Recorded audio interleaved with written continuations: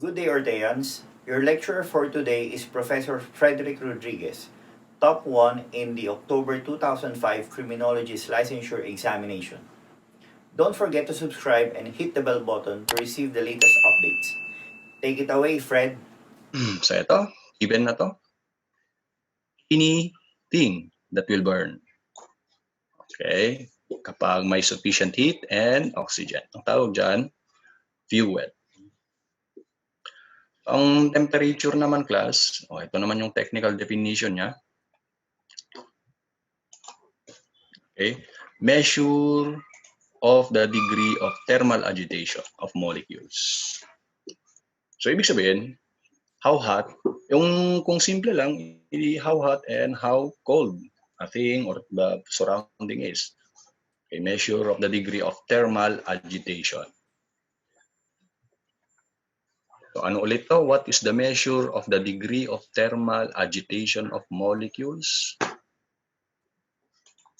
Patingin nga kung sumasabay pa ang mga bagets. Anong sagot sa tanong na to? Very good. Temperature. Okay? Temperature. So eto na yung mga point na to. So dito ron. Okay, temperature ito, measure of degree of thermal agitation. So ano ngayon ang flash point? Okay. Yan nga. Una, lowest temperature at which vapor of materials will ignite when given an ignition source. Okay? So ito ay alak. O di ba sinisindihan niyo yung alak minsan para law mawala. Di ba sinisindihan wala ang trip ng mga bagets na sinisindihan pa yung alak para raw mawala ang spirito. Ngayon, bakit lumiyab yung alak? Because of the vapor na flammable. Yung vapor. Okay? Ang tawag dyan, flash point. Yung lowest temperature niya. Okay?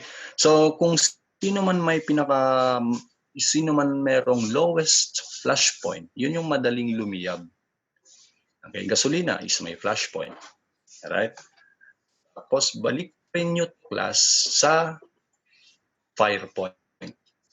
Ito yung kaya isa sa favorite tong dalawang issue na topic na to is pareho magkatunog kasi point at parehong mayroon kayong makikitang lowest temperature. Okay? So, ang nangyari sa flash point kasi sinindihan mo ng lighter. Imagine niyo sinindihan mo ng lighter at umapoy. Flash point yan. Kasi when given ignition source. Ngayon dahil hinayaan mo na tinanggal mo na yung ignition source, wala na yung lighter, pero keep burning. Ayan, keep burning. It is burning still, maski wala ng lighter o source of ignition. Ang tawag dito, class, fire point.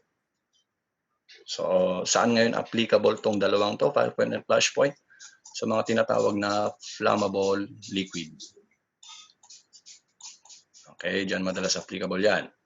Okay, ngayon. Excuse me.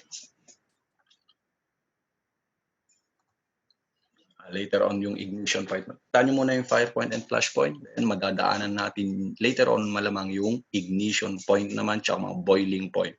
So settle nyo muna yung pagkakaiba ng fire point and flash point. Okay. So subukan nga natin. Ano kaya ang unang nag-e-exist class? Flash point or fire point? Ang unang nag-e-exist, flash point or fire point? Flash point. Okay, good. Flash point. Okay. So yung fire point kasi, yung kakayahan niyang manatiling umapoy maski walang source of ignition. Right? Having said that, so what element of fire aids in the combustion that comes from the atmosphere? Sagot?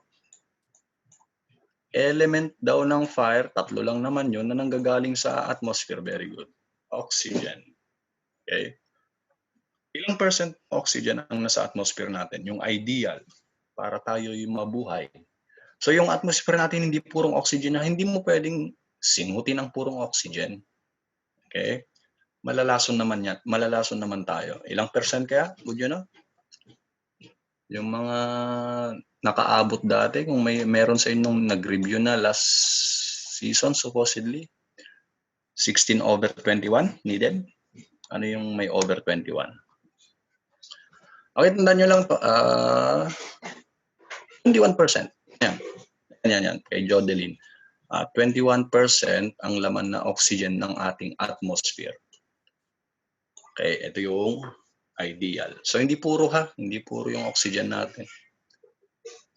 Okay. Ano naman to? Rapid oxidation substance by generation of heat and light. Okay. So, ito naman yung combustion. Okay, rapid oxidation. Okay. So, pag nakita nyo, rapid oxidation, basta oxidation, usually ito yung yung combustion or burning. Yung fire, basta fire is the active principle of burning. Okay. Next, what is an chemical reaction that takes place among fuel, heat, and oxygen in the form of light and noticeable heat? Okay. So sabi natin kanina, class, active principle of combustion. Ito naman, binago lang. O, di ba ang chemical reaction is ng heat, ay ito yung combustion. O nakita nyo, active chemical reaction. So ano na nga yung sagot dito? Combustion or fire? Naman? Wala na. Sagot? Very good. Bakit ganyan yan?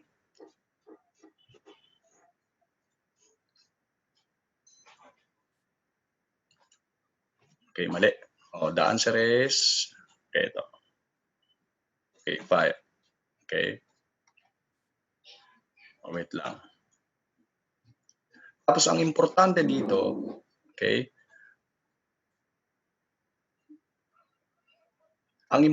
isang importante pa dito, class, among fire and combustion is pyrolysis, also known as thermal decomposition.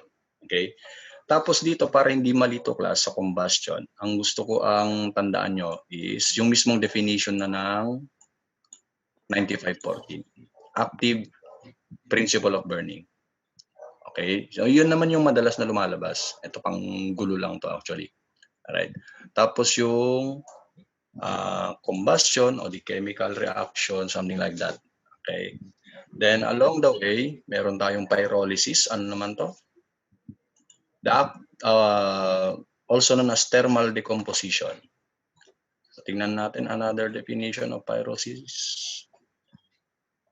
Smolder, last phase. Later on, punta tayo dyan.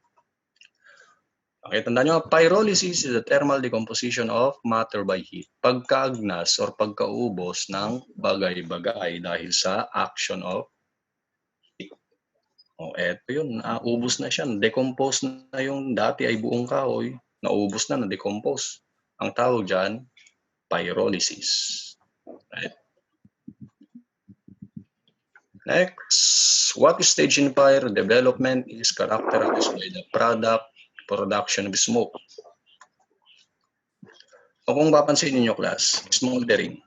Okay, the answer is smoldering. Okay, so let's proceed forward. So, ano yung mga dapat nyong tandaan? Ignition yung umpisa ng fire, incipient. Okay? Alright? So, growth, basta dito nangyayari yung tinatawag na flashover. Okay? Basta ang madalas dito as to definition of terms. Ito, incipient ha, yung start of fire. Also known as ignition. Okay? First stage. Next, fully developed, mga ibang handouts class, ang tawag nyo dito is free burning phase. Okay? Yung growth has reached its maximum. Okay, yung pinakamainit na to class, hottest phase, paubos na yung fuel. The last one is decay or smoldering or the production of smoke, ubos na yung oxygen, decrease oxygen, and even fuel. Okay? So ito. The first stage again is incipient. Second, growth, fully developed. Yung ibang handouts class wala sila neto, pero just to be sure, isama nyo na din. Okay? And decay. Then hottest phase is ito. Okay? Highest intensity. And only smoke is being produced, smoldering. Okay? And saan nangyayari ang flashover? Sa growth. Alright? Ano naman ngayon etong flashover? Isa rin sa madalas lumabas. So ang flashover is a term used to describe a transition which occur. Okay?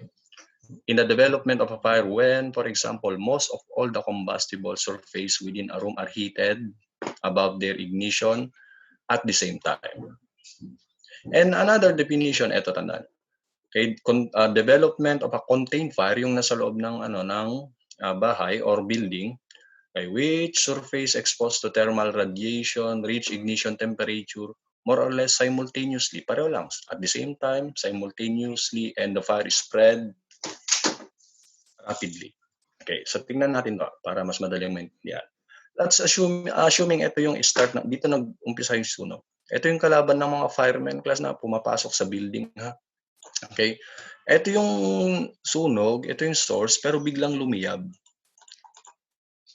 Okay, so nakita na, ayan, at the same time. Ano pa? More or less simultaneously. Sabay. Bakit? Kasi, uminit na rin to, umabot na siya ng tinatawag na ignition point. When I say ignition point, yung kakayahan ng isang bagay to sustain fire, maski walang sariling apoy. Ayan. Okay? Sabay. One, then, biglang lumiyab. So, hindi dumaan yung apoy dito sa dingding. Ang tawag natin dito, class, flash over. Alright? So, ito yung kalaban ng mga firemen pag pumapasok. Akala nila, andito lang yung apoy, biglang lumiyab yung kisame. We call that flash over. So, para madaling pumasok sa isip, ito yung mga tandaan nyo. Nasa loob ng kwarto, nasa loob ng contained space, heated na lahat, nakarating na lahat sila sa ignition point nila, then, they ignited at the same time. Or pwede ring more or less simultaneously, the fire spread rapidly. Okay, tanda na, flash over.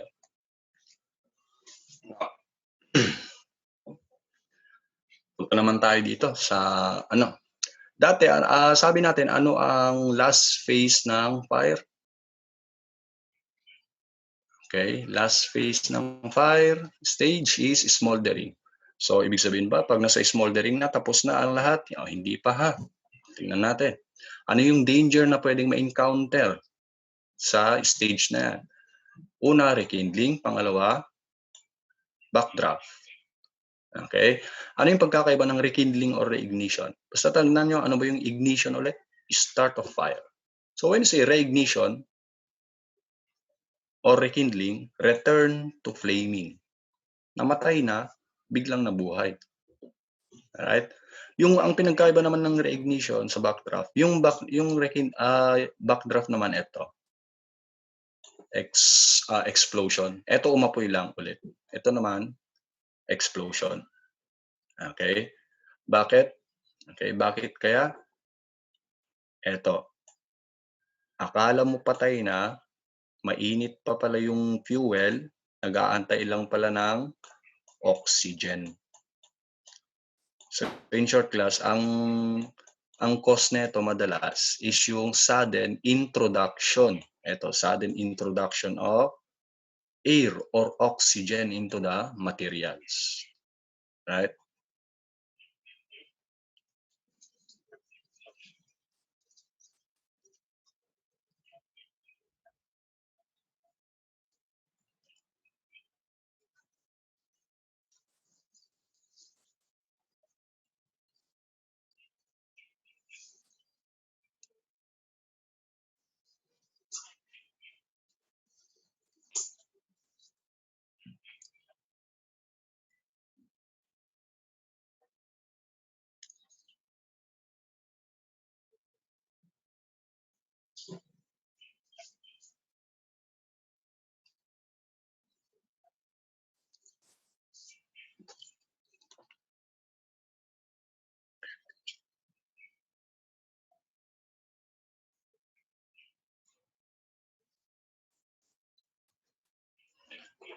Okay, class? Ano kaya yung nangyayari doon?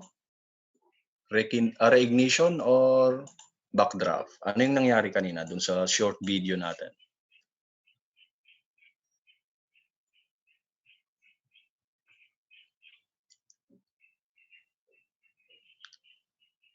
Hindi ba nare-record? Okay, nare-record na ba? Jodeline and Aldrin. Okay na ba? Nare-record? Hindi naman tumatawag si sir. Okay na siguro.